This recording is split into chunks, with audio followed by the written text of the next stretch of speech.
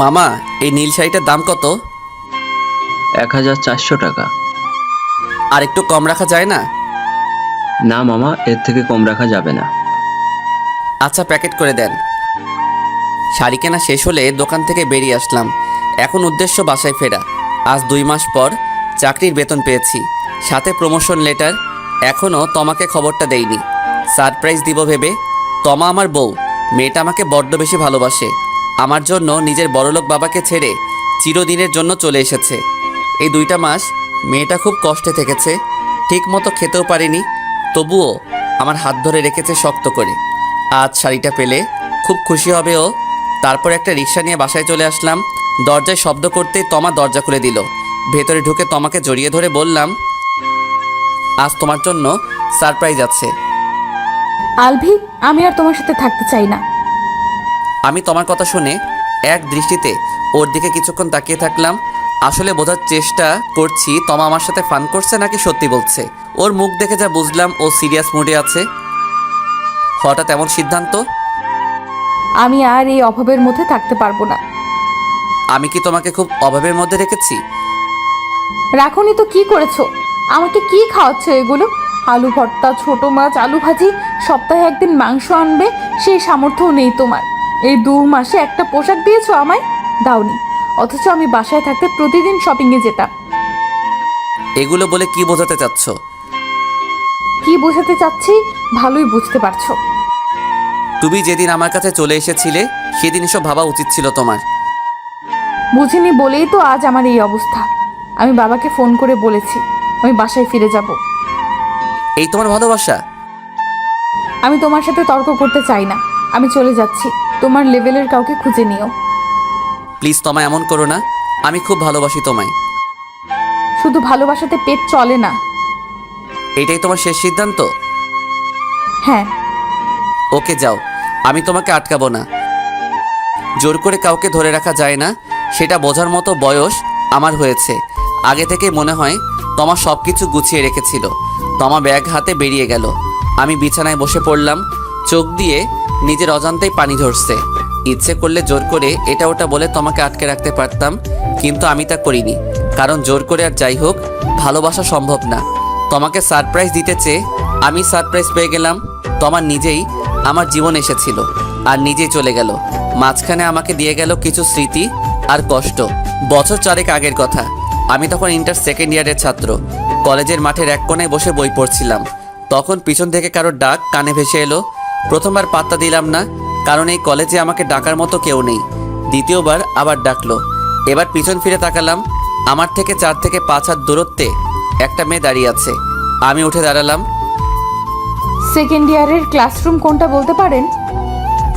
224 নম্বর room. আমার সাথে একটু চলুন না প্লিজ।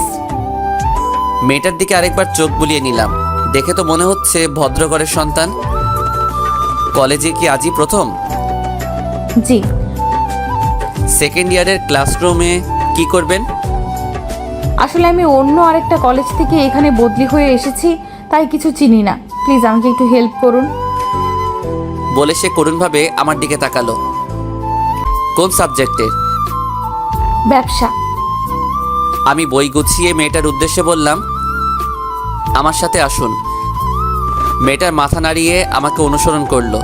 আমি মেয়েটাকে ক্লাসরুম দেখিয়ে চলে আসলাম। আসার সময় মেয়েটা ছোট্ট করে একটা ধন্যবাদ দিল। হয়তো এটা আমার প্রাপ্য ছিল। আমি আর মেয়েটার দিকে তাকাইনি। আমার ক্লাসরুমে চলে আসলাম। আমি বিজ্ঞানের স্টুডেন্ট, তাই ক্লাসরুম আলাদা। এখনও অবশ্য ক্লাস শুরু হতে 10 মিনিটের মতো বাকি আছে। এরপর আর মেয়েটার সাথে দেখা হয়নি। দেখা অবশ্য না হবার কারণ আছে। আজ 4 দিন পর আবার কলেজে যাচ্ছি। আমার কেন যেন কলেজে যেতে ভালো লাগে না। আমার বিরক্ত লাগার তালিকায় কলেজে যাওয়া একটি। সকালে 3টা টিউশনি করার পর কলেজে যাওয়ার শক্তি থাকে না, তবুও যেতে হয় মাঝে মাঝে। এই যে দাঁড়ান। পিছন থেকে কারো ডাক শুনে দাঁড়িয়ে গেলাম। কণ্ঠটা চেনা চেনা লাগছে। আমি পিছন ফিরে তাকানোর আগেই মানুষটি আমার সামনে এসে দাঁড়ালো। এ তো সেদিনের সেই মেয়েটি। আপনি কোথায় ছিলেন এই 4 দিন? কলেজে আসেননি কেন? আপনি কি করে বুঝলেন আমি 4 দিন কলেজে আসিনি? সেদিন আপনার সাথে পরিচিত হতে পারিনি, তাই পরিচিত হওয়ার জন্য খুঁজছিলাম। অপরিচিত আছেন এটাই ভালো, পরিচিত না হওয়াটা সব থেকে ভালো। আপনি এমন কেন বলুন তো? একটা সুন্দরী মেয়ে নিজে আপনার সাথে পরিচিত হতে চাইছে আর আপনি তাকে ইগনোর করছেন, এটা মোটেও ঠিক না। আমি মেয়েটার কথার উত্তর না দিয়ে সামনের দিকে হাঁটতে শুরু করলাম। আমি কারোর উপর মায়া বাড়াতে চাই না, মায়া জিনিসটা বড্ড খারাপ। এই যে মিস্টার, এত ভাব কিসের আপনার? পিছন থেকে মেয়েটি বলল। আমি শুনেও না শোনার ভান করে চলে আসলাম। ক্লাসে এসে শুনি আজ ক্লাস হবে না। এক প্রকার বিরক্ত নিয়ে ক্লাসরুম থেকে বের হয়ে আসলাম। কলেজ লাইফে আমার কোনো ফ্রেন্ড নেই। আমার সব সময় একা থাকতেই ভালো লাগে। সবাই যখন ফ্রেন্ডের সাথে বসে আড্ডা দেয়, আমি তখন বইয়ের মাঝে মুখ গুজে রাখি। বই হলো আমার একমাত্র সঙ্গী। এক একজন মানুষের চাওয়া পাওয়া এক এক রকম। অনেকে আড্ডাবাজি ভালো লাগে, অনেকের লাগে না। প্রায় প্রতিদিন তমা আমার সাথে কথা বলতে আসতো। কখনো আমি বলতাম, কখনো বলতাম না। তবে একটা জিনিস থেকে খুব অবাক হতাম, মেয়েটার বিরক্ত লাগে না। আমি ওকে এত ইগনোর করার পরেও আমার সাথে কথা বলতে আসতো। এক সময় এই একটু একটু কথা বলার থেকে ভালোবাসার সূত্রপাত। তমা আমার খুব বেশি কেয়ার করত। মাঝে মাঝে আমি বলতাম, আচ্ছা তমা, আমি যদি মরে যাই তখন তুমি কি করবে? তমা তখন খুব রেগে যেত। এই কথা বলাতে একদিন আমার সাথে কথা বলাও বন্ধ করে দিয়েছিল। এক এক করে 4টি বছর কিভাবে কেটে যায় বুঝতেই পারিনি। এরপর একদিন হঠাৎ করেই তমার বিয়ে ঠিক হয়ে যায়। তমা আমাদের সম্পর্কের কথা ওর বাবাকে বলেছিল, কিন্তু মেনে নেয়নি। অবশ্য মেনে না নেওয়ারই কথা। কোনো বাবা মাই চাইবে না তার মেয়েকে একটা বেকার ছেলের হাতে তুলে দিতে। আমি মধ্যবিত্ত ঘরের ছেলে, তার মধ্যে বেকার, বাবারও অঢেল টাকা পয়সা নেই, আর তোমার পরিবার অনেক বড় লোক।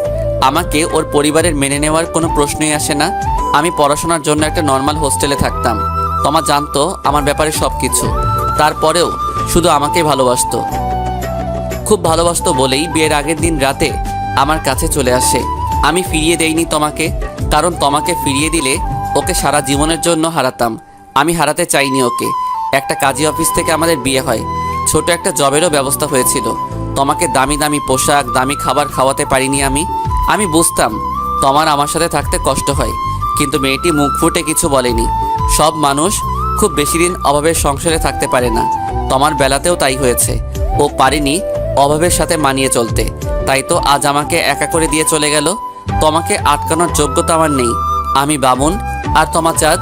বামুন হয়ে চাঁদ ধরতে যাওয়া সব থেকে বড় বোকামি। বিছানা ছেড়ে উঠে বসলাম। শুনেছি সিগারেটের ধোঁয়া নাকি কষ্টটা কিছুটা হলেও ভুলিয়ে রাখে। যাই সিগারেট নিয়ে আসি। বাসা থেকে বের হয়ে এলাম। আমরা যেই বাসাতে ভাড়া থাকি সেখান থেকে দোকান একটু দূরে। হাঁটতে হাঁটতে দোকানে এলাম। 2 প্যাকেট সিগারেট নিলাম। বাইরে খাওয়া যাবে না, তাই আবার বাসার উদ্দেশ্যে রওনা হলাম। বাসার দরজার সামনে এসে অবাক হলাম খুব। দরজা খোলা কেন? আমার যতদূর মনে পড়ে আমি বের হওয়ার সময় দরজায় তালা লাগিয়ে গিয়েছিলাম। যদি আমি তালা লাগিয়েই থাকি তাহলে খুলল কে? তবে কি তমা খুলেছে? না, তমা কোথা থেকে আসবে? ও তো ওর বাবার বাসায় চলে গিয়েছে। তাহলে হয়তো আমি বের হবার সময় তালা দেইনি। আমাদের বাসা বলতে ছোট্ট একটা রুম আর ডাইনিং, 2 জন মানুষের এতে ভালোভাবে থাকা হয়ে যায়। আমি অবশ্য 2টা রুম নিতে চেয়েছিলাম, কিন্তু তমাই বলেছিল 2টা রুম লাগবে না, একটাতেই হবে। রুমের ভেতরে যখন ঢুকলাম তখন আরও বেশি অবাক হলাম। তমা রুমে বসে আছে। ও তো চলে গিয়েছিল, তাহলে আবার ফিরে আসলো কেন? ট্রেন স্টেশনে গিয়ে মনে পড়লো আমি টাকা নিতে ভুলে গেছি। টাকা ছাড়া তো যাওয়া সম্ভব না, তাই ফিরে এসেছি। আপনার কাছে যদি টাকা থাকে তাহলে কিছু টাকা দিন, আমি বাসায় গিয়ে বিকাশে দিয়ে দিব। অল্প কিছুক্ষণের ব্যবধানে আপনি হয়ে গেলাম। মানুষ খুবই অদ্ভুত। যেই মানুষটাকে সব থেকে বেশি আপন ভাবতাম সেই আমাকে পর করে দিল। বুক ফেটে কান্না আসছে। না, তোমার সামনে কান্না করা যাবে না।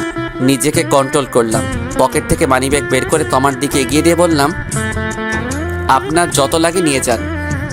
তমা আমার হাত থেকে মানিব্যাগটা নিয়ে তার মধ্যে থেকে 100 টাকার 3টা নোট বের করে নিল। এরপর মানিব্যাগ আমার হাতে দিয়ে আবার চলে গেল। এবার আর নিজেকে কন্ট্রোল করতে পারলাম না। বিছানায় শুয়ে বালিশে মুখ গুজে কান্না করলাম কিছুক্ষণ। রুমে আবার কারো পায়ের আওয়াজ পেলাম। বালিশ থেকে মুখ উঠিয়ে তাকালাম, দেখে অবনী দাঁড়িয়ে আছে। আমি চোখের পানি মুছে নিলাম। এরপর বিছানা থেকে উঠে বললাম, কিছু বলবেন? কিছু বলার থাকলে বলতে পারেন, এখানে দেরি করলে ট্রেন মিস করবেন। তমা কিছু না বলে দৌড়ে এসে আমাকে জড়িয়ে ধরলো। হয়তো আমার সাথে আর কখনো দেখা হবে না, তাই শেষবারের মতো জড়িয়ে ধরেছে। আপনার ট্রেনের সময় হয়ে গেছে। তমা আমাকে ছেড়ে দিয়ে আমার চোখের দিকে তাকিয়ে রইল। তমার চোখে পানি টলটল করছে। তমা হঠাৎ করে আমার গলা চেপে ধরলো, অনেকটা শক্ত করেই ধরলো। আমার নিঃশ্বাস নিতে কষ্ট হচ্ছিল খুব। তোমার নিজেই আবার গলা ছেড়ে দিল। কি ভেবেছো নিজেকে? এত সহজে তোমাকে ছেড়ে দিব? তোমাকে যদি ছেড়ে যেতে হয় তবে তোমাকে মেরে ফেলবো আগে, তারপর যাব। আপনি করে বললেই ভালো হবে। থাপ্পড় চিনো? আর একটা উল্টাপাল্টা কথা বললে খবর আছে তোমার। তুমি কেমন মানুষ? হ্যাঁ, আমি তোমাকে ছেড়ে চলে যাচ্ছি আর তুমি একবারও তাকে আটকানোর চেষ্টা করলে না। এই ভালোবাসো আমাকে? আমি আপনাকে ভালোবাসি না, আগে কখনো বাসিও নি। ওই মেরে ফেলবো তোমাকে। আজ কত তারিখ মনে আছে তোমার? হ্যাঁ আছে। ওরা ডিম আছে, মনে থাকলে আমাকে অন্তত একটা উইশ তো করতে। ও শিট, আজকে এপ্রিলের 17 তারিখ, এই জন্য এত কিছু। আজকে দিনে আমার আর তোমার প্রথম দেখা হয়েছিল, আমার মনেই ছিল না। আমিও কম চাপাবাস না। আমার ঠিকই মনে আছে, মনে আছে বলে শাড়ি নিয়ে এসেছি তোমার জন্য। ঘোড়ার ডিম আনছো? তুমি আজ বেতন পেয়েছো, সাথে প্রমোশন, তাই এনেছো। তুমি জানলে কিভাবে? গাধা, প্রমোশন লেটার বিছানার উপরে রেখেছিলে। আচ্ছা, একটা জিনিস আমি বুঝতে পারছি না, তোমার কাছে টাকা নেই তাহলে তুমি স্টেশন গেলে কিভাবে? ওই হাসছো কেন? আমি তো ছাদে বসেছিলাম। কি? যা বলছি তাই। আমি তোমাকে ছেড়ে যাব এটা ভাবলে কিভাবে তুমি? জানো আমি কতটা কষ্ট পেয়েছি? কষ্ট দেওয়ার জন্যই করেছি, যাতে অন্তত স্পেশাল কিছু দিনগুলো ভুলে না যাও। আমি আর কিছু না বলে তোমাকে কাছে টেনে নিলাম। এতক্ষণ যা কষ্ট দিয়েছো সব এখন উসুল করে নিব। ওই একদম দুষ্টুমি করবে না বলে দিলাম। আমি কোনো কিছু বললাম না, তোমার খুব কাছে চলে এলাম। তোমার চোখ বন্ধ করে ফেললো। তোমার উপেক্ষা করার শক্তি নেই আমাকে। অবশ্য নিজের স্বামীর আদর কোনো বই উপেক্ষা করতে পারে না। নিজেকে খুব ভাগ্যবান মনে হচ্ছে তোমাকে পেয়ে। হারানো ভালোবাসা ফিরে পাওয়ার আনন্দটা কখনো লিখে বোঝানো সম্ভব হয় না। হয়তো যার ফিরে পেয়েছে তারাই উপলব্ধি করতে পারে। তখন শুধু আমার তোমাকে জড়িয়ে ধরে চিৎকার করে বলতে ইচ্ছে করছে, সব বামুন চাঁদে হাত দিয়ে ভুল করে না।